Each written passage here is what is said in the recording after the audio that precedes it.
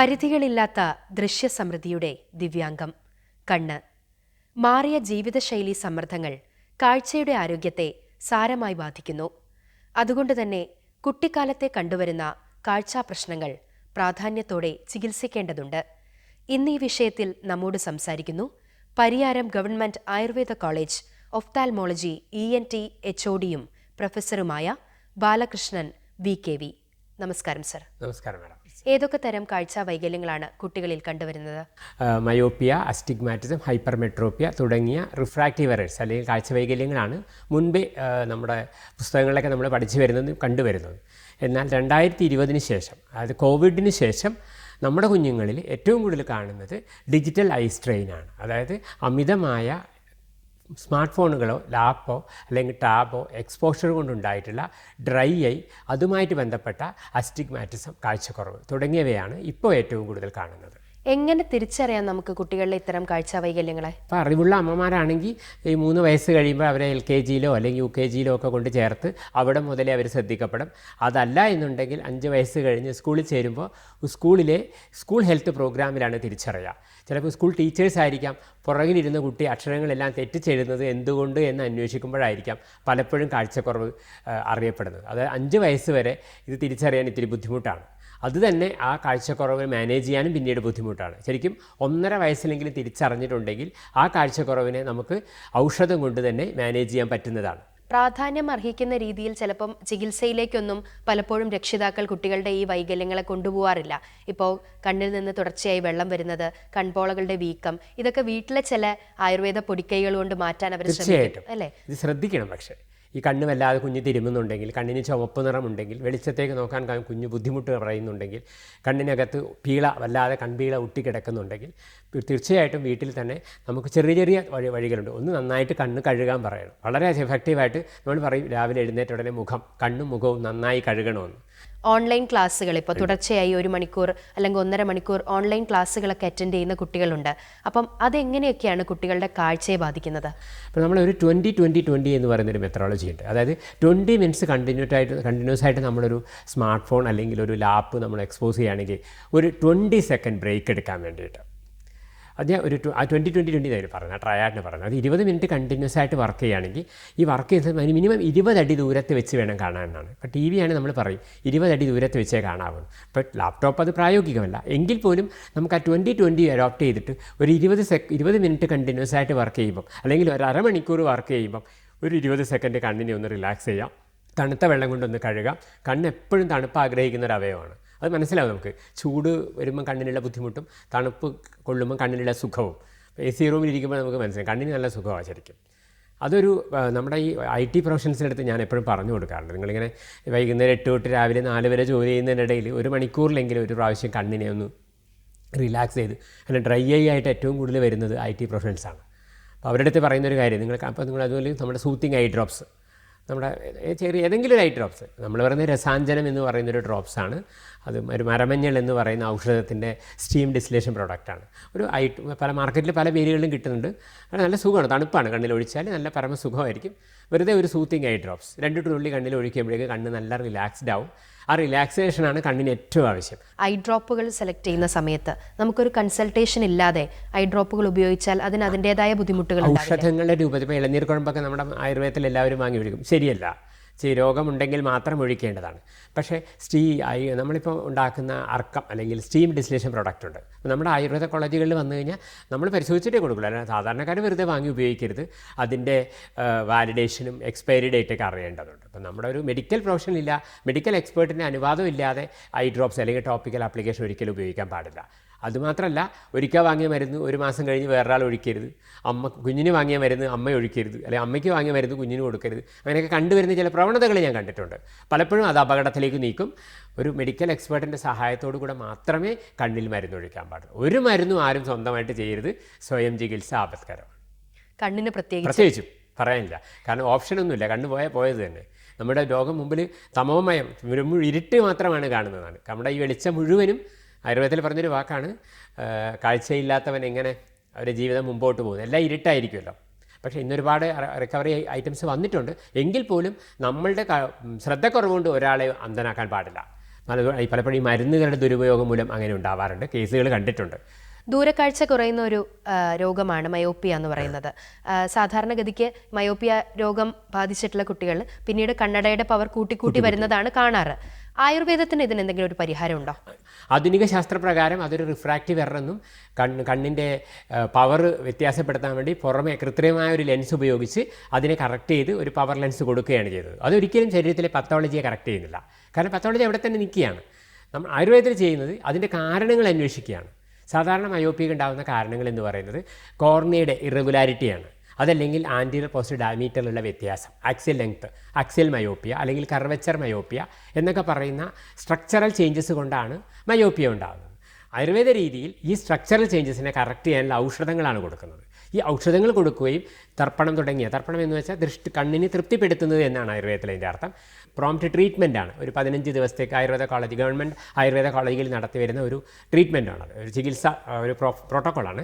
അത് ചെയ്ത് കഴിയുമ്പോഴേക്കും അവരുടെ കോർണിയയുടെ ഇറഗുലാരിറ്റി അല്ലെങ്കിൽ കർവച്ചറിൻ്റെ ഇറഗുലാരിറ്റി മാറുകയും തദ്വാര റിഫ്രാക്റ്റീവ് എറർ കറക്റ്റ് ചെയ്യപ്പെടുകയും ചെയ്യും. അതല്ലെങ്കിൽ ആക്സിയൽ ലെങ്തിലുള്ള വ്യതിയാനം, ഇത് നമ്മുടെ ഔഷധം കൊണ്ട് കറക്റ്റ് ചെയ്ത് കണ്ണാടിയുടെ പവർ കൂട്ടാതെ തന്നെ പലപ്പോഴും കണ്ണാടികൾ ഒഴിവാക്കുന്നതായിട്ട് ഞാൻ കണ്ടിട്ടുണ്ട്. ഒത്തിരി കേസുകൾ ചെയ്തിട്ട്, ഒത്തിരി കേസുകൾ അതിൽ വളരെ കൂടുതൽ, ഇപ്പോൾ പവർ -6 കൂടുതലാണ് വരുന്നതെങ്കിൽ കണ്ണാടി ഒഴിവാക്കാൻ പറ്റത്തില്ല, പക്ഷേ അതിനെ അവിടെ വെച്ച് നിയന്ത്രിക്കാൻ പറ്റും.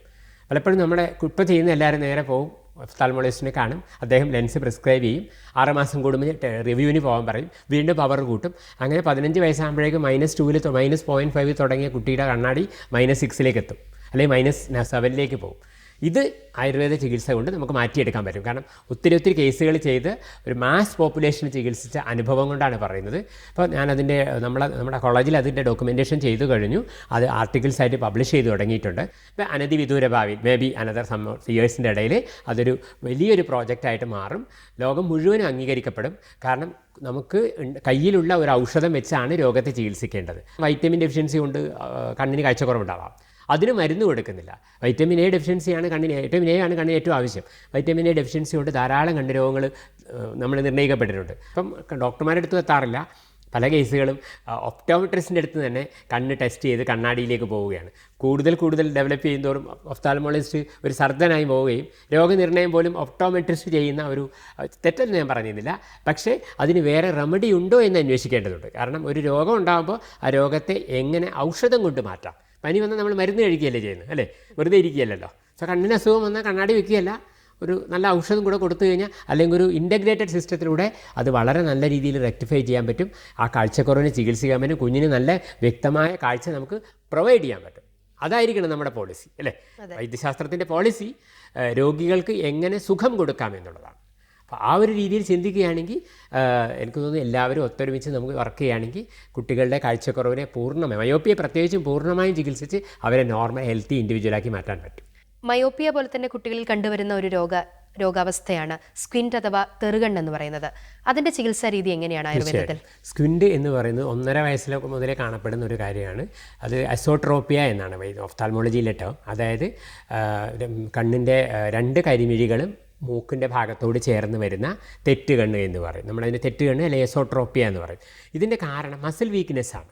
പ്രധാനമായിട്ടും കണ്ണിനെ ചലനശേഷി ലഭിക്കുന്ന 4 റെക്ടസ് മസിൽസും ഒരു ഡബിൾ ഒബ്ലീക്ക് മസിൽസും ഒരു ലിവേറ്റർ പാൽപെബ്രെ സുപ്പീരിയോറിസ് എന്ന് പറയുന്നൊരു എക്സ്ട്രാ ഓക്കുലാർ മസിൽസ് എന്ന് പറയും. ഈ മസിൽസിനുണ്ടാകുന്ന ടോണിൻ്റെ ഡിഫറൻറ്റ്, അതിൻ്റെ ആരോഗ്യത്തിൻ്റെ പ്രത്യേകത, അതിനുള്ള വീക്ക്നെസ്, പിന്നെ ന്യൂറോളജിക്കൽ പ്രോബ്ലംസ്, ഞരമ്പുകൾക്കുണ്ടാകുന്ന തകരാറുകൾ തുടങ്ങിയ കാരണങ്ങൾ കൊണ്ടാണ് സ്ക്വിൻറ്റ് ഉണ്ടാകുന്നത്.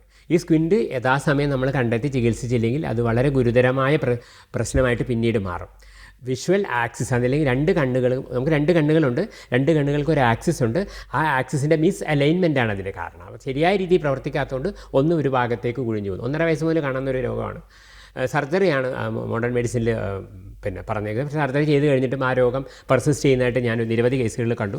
നമ്മുടെ ഒരു കോമ്പിനേഷൻ ഓഫ് ട്രീറ്റ്മെൻ്റ് ഉണ്ട്. അപ്പോൾ എന്ന് പറഞ്ഞാൽ മസിൽസിനും ഞരമ്പിനും നാഡീഞരമ്പുകൾക്കും ഇമ്പ്രൂവ്മെൻറ്റ് കൊടുക്കാനുള്ള ചികിത്സകൾ. പഴയ ആളുകൾ തലയ്ക്ക് എണ്ണ എന്നൊക്കെ പറയും. തലയിൽ എണ്ണ തേക്കുന്നത് വാതരോഗത്തെ കുറക്കാനുള്ള ഒരു കാരണം. ഈ മസിൽസിൻ്റെ മൂവ്മെൻറ്റ്സും ഞരമ്പുകളുടെ വ്യത്യാസം എന്ന് പറയുന്നതും വാതരോഗത്തിലാണ് ആയുർവേദത്തിൽ പെടുത്തിയേക്കുന്നത്. അപ്പോൾ അതിൽ ഈ തലയ്ക്കുള്ള എണ്ണ നമ്മുടെ ചിരോപിജു എന്ന് പറയുന്ന ഒരു ചികിത്സാ സമ്പ്രദായമുണ്ട്. മൂർധതൈലം, തലയിൽ എണ്ണ വയ്ക്കുന്ന വിവിധ രീതിയിലുള്ള തൈലങ്ങളുടെ ഉപയോഗം. അതുപോലെ കണ്ണിന് ചുറ്റും ആവർത്തന തൈലങ്ങൾ പുരട്ടുന്നത്, കണ്ണിലേക്ക് യുക്തമായ ഔഷധസിദ്ധമായ ഘൃതങ്ങൾ ഒഴിക്കുന്നത്. പിന്നെ കുട്ടികളുടെ ആരോഗ്യം, ശാരീരിക ആരോഗ്യത്തെ മെയിൻറ്റെയിൻ ചെയ്യാൻ വേണ്ടിയുള്ള ഇപ്പം കൃമികരമായ ഔഷധങ്ങൾ, വേം ഇൻഫെസ്റ്റേഷൻ ഉണ്ടെങ്കിൽ അത് കളയണം. കുട്ടികളുടെ ബോഡി വെയ്റ്റ് ഏജിനനുസരിച്ച് കറക്റ്റാണോ, അവരുടെ ആഹാരം ശരിയായ രീതിയിലാണോ, അവർ കൃത്യമായി ഭക്ഷണം കഴിക്കുന്നുണ്ടോ, വെജിറ്റബിൾസും ഫ്രൂട്ട്സും ആവശ്യമുള്ള മാംസ്യം അടങ്ങിയ ആഹാരം, എനിക്ക് സമീകൃത ആഹാരം അവർ ഫോളോ ചെയ്ത്, ഇതൊക്കെയാണ് നമ്മുടെ മസിൽസിൻ്റെയും നെർവ്സിൻ്റെയും വളർച്ചയ്ക്ക് കാരണം. പലപ്പോഴും ലാക്ടേഷൻ തന്നെ കുറഞ്ഞു വരുന്ന ഒരു കാലഘട്ടമാണ്. ഇപ്പം അമ്മയുടെ പാല് കുഞ്ഞിന് ഏറ്റവും അനിവാര്യമായ ഒരു കാലഘട്ടമാണ് ഈ 1.5 വയസ്സെന്ന് പറയുന്നത്.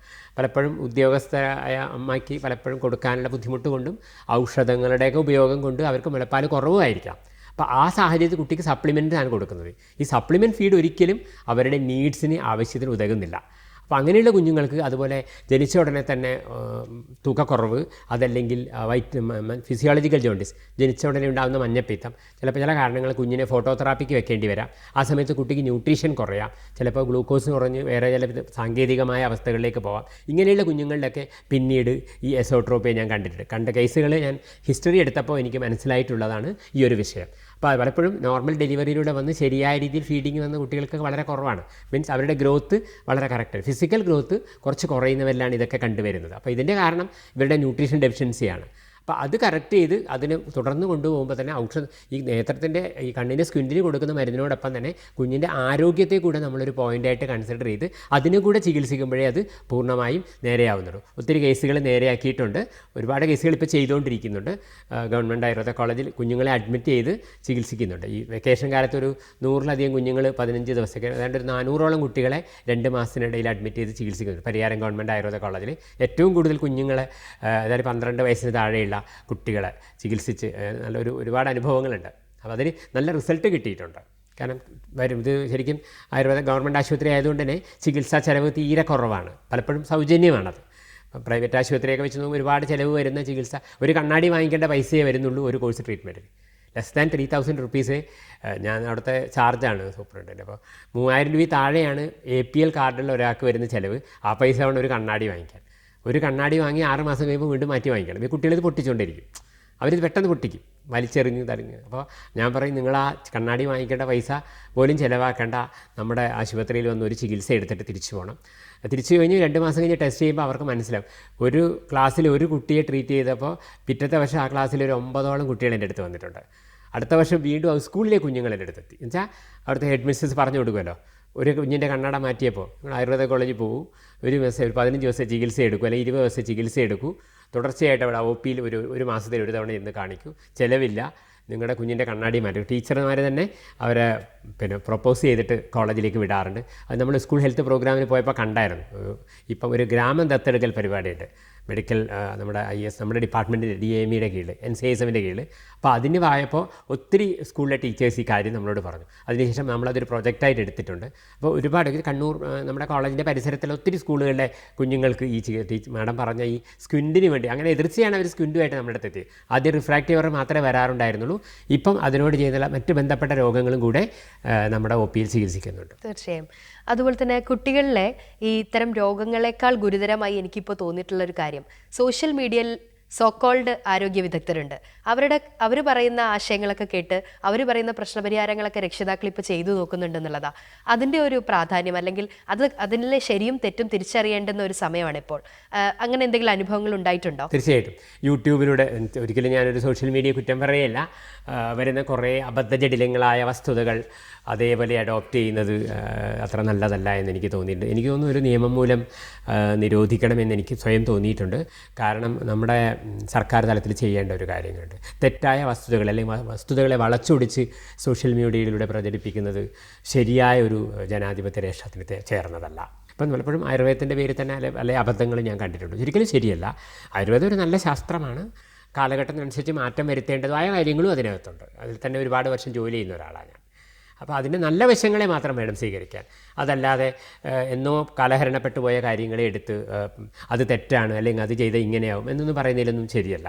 ഇന്ന് സയൻറ്റിഫിക്കായി പ്രൂവ് ചെയ്ത പല കാര്യങ്ങളുണ്ട്. ശാസ്ത്രീയമായി തെളിയിക്കപ്പെട്ട കാര്യങ്ങൾ വേണം സമൂഹത്തിൽ പ്രചരിപ്പിക്കാൻ. കുട്ടികൾ കണ്ടുവരുന്ന ഒന്നാണ് നൈറ്റ് ബ്ലൈൻഡ്നെസ് എന്ന് പറയുന്നത്. വൈറ്റമിൻ എയുടെ ഡെഫിഷ്യൻസിയാണോ അതിന് കാരണം? അതിൽ ആയുർവേദത്തിൻ്റെ ചികിത്സാ രീതി എന്താണ്? പ്രധാനമായിട്ടും രാത്രി രാക്കണ്ണ് കാണാൻ മാലക്കണ്ണ്, രാത്രി കണ്ണ് കാണുക എന്ന് പറയുന്നത് വൈറ്റമിൻ എയുടെ ഡെഫിഷ്യൻസിയാണ്. എന്നാലും അതല്ലാതെ റെറ്റിനൈറ്റിസ് പിഗ്മെൻറ്റോസ എന്ന് പറയുന്ന ജനിതക ഘടകങ്ങളോട് കൂടിയ തകരാറോട് കൂടിയ രോഗങ്ങളുണ്ട്. പിന്നെ റോസൻ മൂൺ ബീഡ് സിൻഡ്രം, അങ്ങനെ പല പല നൈറ്റ് ബ്ലൈൻഡ്നെസ്, നിക്ടാലോപ്പിയ എന്നാണ് അതിൻ്റെ ടെക്നിക്കൽ ടേം. ഈ വൈറ്റമിൻ എയുടെ തകരാറ് കൊണ്ടുള്ളതിന് ശരിയായ രീതിയിൽ വൈറ്റമിൻ എ നമ്മൾ പ്രൊവൈഡ് ചെയ്യുന്നതിലൂടെ തന്നെ അത് കറക്റ്റ് ചെയ്യാൻ പറ്റും. പക്ഷേ അത് തിരിച്ചറിയണം വൈറ്റമിൻ എയുടെ കുറവാണ്. കാരണം കുഞ്ഞുങ്ങൾ രാത്രിയാകുമ്പോൾ തപ്പി നടക്കുന്നത് കാണുമ്പോൾ പാരൻസിൻ്റെ ശ്രദ്ധയിൽപ്പെടണം. അവരെത്രയും പെട്ടെന്ന് ഒരു മെഡിക്കൽ എക്സ്പേർട്ടിനെ കാണിക്കണം. തിരിച്ചറിയണം ഇത് വൈറ്റമിൻ എ കൊണ്ടുള്ളതാണോ അതോ RP എന്ന് തുടങ്ങിയ മാരകമായ ജനിതക ഘടകങ്ങളോടുകൂടിയ രോഗങ്ങളാണോ. കാരണം RP ആണെങ്കിൽ ഒരു പ്രായത്തിന് ശേഷം അവർ ബ്ലൈൻഡായി പോകും. നിരവധി കേസുകൾ ചെയ്യുന്നുണ്ട്. ഇപ്പോൾ നമ്മുടെ ശാസ്ത്രത്തിലും ഈ 2 രോഗങ്ങളും പറഞ്ഞിട്ടുണ്ട്. വൈറ്റമിൻ എ കൊണ്ടുള്ള ഡെഫിഷ്യൻസി കൊണ്ടുള്ള കാഴ്ചക്കുറവ് എന്നും പറഞ്ഞിട്ടുണ്ട്. അതുപോലെ RP എന്ന രോഗത്തെക്കുറിച്ചും പറഞ്ഞിട്ടുണ്ട്. RPയുടെ ചികിത്സ അസാധ്യമെന്ന് തന്നെയാണ് ആയുർവേദവും പറയുന്നത്. കാരണം ഈ രോഗം ജനിതക ഘടകങ്ങളിലൂടെ വരുന്നതാകുന്നു. ഇതിന് പൂർണ്ണമായ ചികിത്സയില്ല. കൃത്യമായ ഔഷധപ്രയോഗങ്ങളിലൂടെ ഉള്ള കാഴ്ച നിലനിർത്തി ഒരു ചെറിയൊരു ഫീൽഡ് മാത്രമേ, ഒത്തിരി കേസുകളുണ്ട്, കാഴ്ചയുടെ ഫീൽഡ് കുറഞ്ഞു വന്ന് ട്യൂബ് പോലെയുള്ള കാഴ്ചയായിട്ട് മാറുന്ന റെറ്റിനൈറ്റിസ് പിഗ്മെൻറ്റോസ. അതിനും നൈറ്റ് ബ്ലൈൻഡ്നെസ് ആണ് ലക്ഷണം ഉണ്ടാവുക. വൈറ്റമിൻ എ ഡെഫിഷ്യൻസിക്കും. വൈറ്റമിൻ എ ഡെഫിഷ്യൻസി നമുക്ക് ശരിക്കും വൈറ്റമിൻ 2000 ആങ്സ്ട്രം യൂണിറ്റ് ഡെയിലി ആഹാരത്തിൽ കൊടുത്താലും അല്ലെങ്കിൽ ധാരാളം ഇലക്കറികൾ കഴിക്കുന്നത് പോലെ, നമ്മുടെ പറയും മുരിങ്ങയില ഏറ്റവും വളരെ പ്രസക്തമായും ചീപ്പായിട്ട് നമ്മുടെ വീട്ടിൽ തന്നെ ഉള്ളതും വലിയ ബുദ്ധിമുട്ടില്ല ഉണ്ടാക്കാനും നല്ല സാധനം. വൈറ്റമിൻ ഏറ്റവും കൂടുതൽ വൈറ്റമിൻ എ എൻറിച്ച്ഡ് ആയിട്ടുള്ള സാധനമാണ് മുരിങ്ങയില, മുരിങ്ങക്കായ, carrot, liver, milk, leafy vegetables ഇതെല്ലാം വൈറ്റമിൻ എ കൂടുതലുള്ളതാണ്. അമിതമായി വേവിക്കാതെ ജങ്ക് ഫുഡിലേക്ക് തിരിയാതെ വീട്ടിലുണ്ടാക്കുന്ന ആഹാരം മുഴുവൻ കൊടുത്താൽ തന്നെ വൈറ്റമിൻ എ ഡെഫിഷ്യൻസി മാറും. അമിതമായി വേവിക്കാതെ കഴിക്കുന്ന എല്ലാ പച്ചക്കറികളും വൈറ്റമിൻ എ പ്രൊവൈഡ് ചെയ്യും. മുളപ്പിച്ച ചെറുപയറൊക്കെ നമ്മുടെ ഒരു ഭക്ഷണത്തിൻ്റെ ഭാഗമായിട്ട് എപ്പോഴും നമ്മൾ കണ്ടിട്ടുണ്ട്. അതിലെ വാഴപ്പഴം കേരളത്തിൽ മുഴുവൻ അങ്ങോളം ഇങ്ങളും കിട്ടുന്ന സാധനമാണ് വാഴപ്പഴം. ജനിതക രോഗങ്ങൾ, ഇതൊക്കെ ജനിതക രോഗങ്ങളിൽ പെടുന്ന ഒന്നാണെന്ന് സാറ് പറഞ്ഞു. ജീവിതശൈലി രോഗങ്ങൾ, നമ്മുടെ ആ സമ്മർദ്ദങ്ങൾ നമ്മുടെ കാഴ്ചയെ ബാധിക്കുന്നുണ്ടെന്നുള്ളത്, അത് സ്വാഭാവികമായിട്ടും നമ്മുടെ ഗർഭാവസ്ഥയിലുള്ള ശിശുവിനെയും ബാധിക്കുന്നു അല്ലേ? അങ്ങനെ വരുന്ന അത്തരം രോഗങ്ങൾ ഏതൊക്കെയാണ്? അതിനുള്ള ചികിത്സാ രീതികൾ എന്തൊക്കെയാണ്? അതിന് കാലേകൂട്ടി നമ്മൾ ശ്രദ്ധിക്കേണ്ട കാര്യങ്ങൾ എന്തൊക്കെയാണ്? അത് ഗർഭിണി ആയിരിക്കുന്ന സമയത്ത് അമ്മയ്ക്കുണ്ടാകുന്ന മാനസിക സംഘർഷം ഇന്നത്തെ കാലത്ത് ഒരു പ്രധാന വിഷയം. സൈക്കോളജിക്കൽ സ്ട്രെസ്സ്, മേ ബി പ്രൊഫഷണലാവാം, ഫാമിലിയിലാവാം. പിന്നെ ഗർഭിണിയായ അമ്മയ്ക്കുണ്ടാകുന്ന പ്രമേഹം, ഗർഭകാലത്ത് സ്ത്രീകളിലുണ്ടാകുന്ന പ്രമേഹം ശരിക്കും നമ്മൾ ഗ്ലൂക്കോസ് ടോളറൻസ് ടെസ്റ്റ് നടത്തി ആദ്യം മുതൽ തന്നെ ANC ആൻറ്റിനേറ്റൽ കെയർ, ഗർഭിണി ലക്ഷണം കണ്ടു തുടങ്ങിയപ്പോൾ തന്നെ ഒരു ഒബ്സ്റ്ററ്റീഷ്യൻ്റെ സഹായത്തോടു കൂടെ അവർ നിരന്തരമായ പരിചരണത്തിന് വിധേയമാവണം. 9 മാസത്തിലൊരു ചെക്കപ്പ് നിർബന്ധമായിട്ടും വേണം. ഈ കാലത്ത് എന്തൊക്കെയോ സോഷ്യൽ മീഡിയയിലൊക്കെ കണ്ടു, അതിനൊന്നും അംഗീകരിക്കാൻ പറ്റത്തില്ല. ശാസ്ത്രീയമായി ഉപയോഗിക്കപ്പെടേണ്ടതാണ്. ഗർഭിണിയായ ഒരു സ്ത്രീയെ ഗർഭിണിയായി തന്നെ പരിഗണിക്കണം. അവരുടെ ആഹാരം, വ്യായാമം, അവരുടെ ഔഷധം ഇവയൊക്കെ കാൽഷ്യം, അയൺ ഇതെല്ലാം വളരെ കൃത്യമായി നോക്കിക്കൊണ്ട് പോകണം. അയൺ കുറവുണ്ടെങ്കിൽ അയൺ സപ്ലൈ ചെയ്യണം. കാൽഷ്യം കുഞ്ഞിൻ്റെയും കൂടെ വേണ്ട ആവശ്യത്തിനുള്ള കാൽഷ്യം അമ്മ കഴിക്കേണ്ടതുണ്ട്.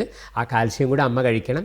പിന്നെ മധുരം, പ്രമേഹത്തിൻ്റെ ലക്ഷണങ്ങളുണ്ടോ, ഗർഭാവസ്ഥയിൽ ഹൈപ്പർ ടെൻഷൻ, BP, രക്തസമ്മർദ്ദമുണ്ടോ, മൂത്ര സംബന്ധമായ വിഷയങ്ങളുണ്ടോ, ഇത് ഒരു ഒബ്സ്റ്ററ്റീഷ്യൻ്റെ അടുത്ത് കൃത്യമായി പോകുമ്പോൾ അവർ കൃത്യമായിട്ട് അത് ചെയ്യും. ടെറ്റനസ് ഇഞ്ചക്ഷൻ എടുക്കും.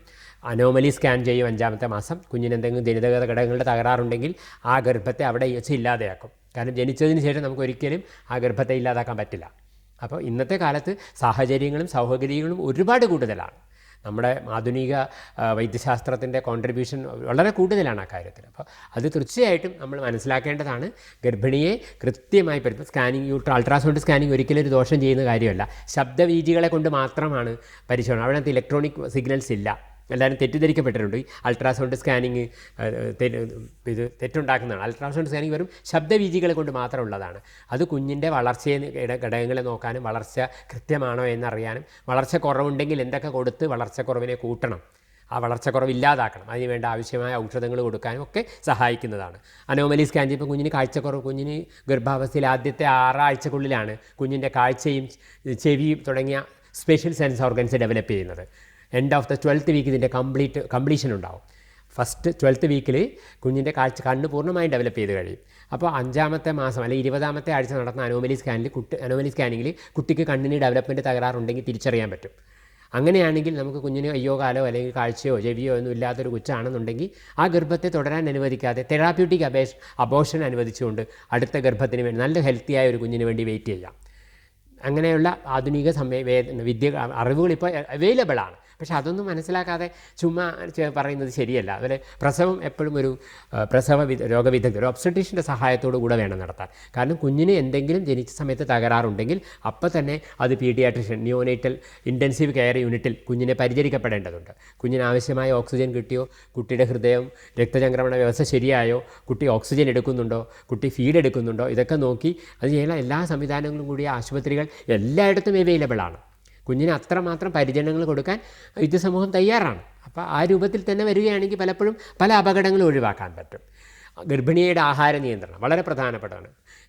പറയുന്ന പോലെ വ്യാക്ക് എന്ന് വെച്ച് ചുമ്മാ ഇതൊന്നും തിന്നാൻ പാടില്ല. കുഞ്ഞിൻ്റെ ആവശ്യം കൂടെ മുന്നിൽ കണ്ടുകൊണ്ട് വേണം ഭക്ഷണം കഴിക്കാൻ. ജങ്ക് ഫുഡ് ഒരിക്കലും അനുവദിക്കപ്പെടാൻ പറ്റുന്നതല്ല. കാരണം അവരുപയോഗിക്കുന്ന ഓയിൽ പലതും ശരിയല്ല, ഉപയോഗിക്കുന്ന മസാലക്കൂട്ടുകൾ ശരിയല്ല. പക്ഷേ നമ്മുടെ വീട്ടിൽ തന്നെ ഉണ്ടാക്കുന്ന ഭക്ഷണമാവാം വല്ലപ്പോഴൊക്കെ കഴിക്കാൻ കുഴപ്പമില്ല. പക്ഷേ കുഞ്ഞിൻ്റെ ആവശ്യത്തിന് വേണ്ട സാധനങ്ങൾ അതിലുണ്ടായിരിക്കണം. വിറ്റാമിൻസ് ഉണ്ടായിരിക്കണം, പ്രോട്ടീൻ ഉണ്ടായിരിക്കണം, കാർബോഹൈഡ്രേറ്റ് ഉണ്ടാവണം, എലിജിബിൾ ആയിട്ടുള്ള എല്ലാ സാധനങ്ങളും ബാലൻസ്ഡ് ഡയറ്റ് ആയിരിക്കണം ഗർഭിണി കഴിക്കേണ്ടത്. അങ്ങനെയാണെങ്കിൽ കുഞ്ഞിൻ്റെ ഗ്രോത്തിന് വേണ്ടി പ്രത്യേകം ഒന്നും ചെയ്യേണ്ടതില്ല. He's A parasite or she's A parasite, they will grow as accordance. അവർക്ക് വേണ്ടതല്ല അവർ അമ്മയുടെ ദേഹത്ത് എടുക്കും. അമ്മയാണ് ശോഷിച്ച് പോവുക, കുഞ്ഞ് ശോഷിച്ച് പോകുന്നില്ല. കിട്ടാതാകുമ്പോഴേ പ്രശ്നമുണ്ട്. അപ്പോഴാണ് ബഹളം ഉണ്ടാക്കത്തുള്ളൂ, അല്ലെങ്കിൽ ബഹളം ഉണ്ടാക്കത്തില്ല. ആ ചോദ്യത്തിലേക്കാണ് ഞാൻ കടക്കുന്നത്. ഇപ്പം ഗർഭിണിയായിരിക്കുന്ന അവസ്ഥയിൽ നല്ല ബുദ്ധിയും നല്ല കാഴ്ചശക്തിയുള്ള കുട്ടികൾ ജനിക്കുന്നതിന് വേണ്ടി എന്തൊക്കെ ആയുർവേദ ചര്യകളാണ് നമുക്ക് ചെയ്യാൻ സാധിക്കുക? ഒരുപാട് നല്ല കാര്യങ്ങൾ പറഞ്ഞിട്ടുണ്ട്. അതിലാദ്യം പറയുന്നത് നെയ്യ് എന്ന് ഉപയോഗിക്കാനാണ്. ജന്മം ശസ്തു പ്രതിമസ്തുച്ച ശരിക്കും പശു നെയ്യ് എന്ന് പറയുന്നത് വളരെയധികം ക്വാളിറ്റി ഉള്ളതാണ്. ഗർഭിണി എന്നും നെയ്യ് ഉപയോഗിക്കണം. നെയ്യുടെ ഒരുപാട് ഗുണങ്ങളുണ്ട്, കൊളസ്ട്രോളൊന്നും കൂടത്തില്ല, തെറ്റിദ്ധരിക്കേണ്ട. നെയ്യ് ബ്രെയിൻ ഡെവലപ്മെൻറ്റിന് വളരെയധികം സഹായിക്കുന്ന ഒരു ഘടകമാണ്. അതുമാത്രമല്ല നല്ല സുഖശോധന കിട്ടും, ഗ്യാസ് ഉണ്ടാവത്തില്ല. ഈ ഓയിലുകൾ ഇപ്പോൾ നമ്മൾ വെളിച്ചെണ്ണയാണ് കേരളത്തിൽ ഏറ്റവും കൂടുതൽ ഉപയോഗിക്കുന്നത്. പിന്നെ ഇപ്പോൾ റിഫൈൻഡ് ഓയിൽ, ഇങ്ങനെയുള്ള ഓയിലുകളെക്കാളൊക്കെ നല്ലത് ക്വാളിറ്റിയുള്ള നമ്മുടെ നെയ്യാണ്. നെയ്യ് എപ്പോഴും ഒരു അൺസാച്ചുറേറ്റഡ് ഹൈഡ്രോ കാർബൺ അല്ല, സാച്ചുറേറ്റഡ് ഹൈഡ്രോ കാർബൺ ആണ്. പിന്നെ അതിൻ്റെ മെത്തഡോളജി, പാല് ഉറയൊഴിച്ച് അതിൽ നിന്ന് കടഞ്ഞ് വെണ്ണയെടുത്ത് ആ വെണ്ണ ഉരുക്കിയൊക്കെയാണ് ഒരു ബയോ ട്രാൻസ്ഫോർമേഷനാണ് നെയ്യ് എന്ന് പറയുന്നത്.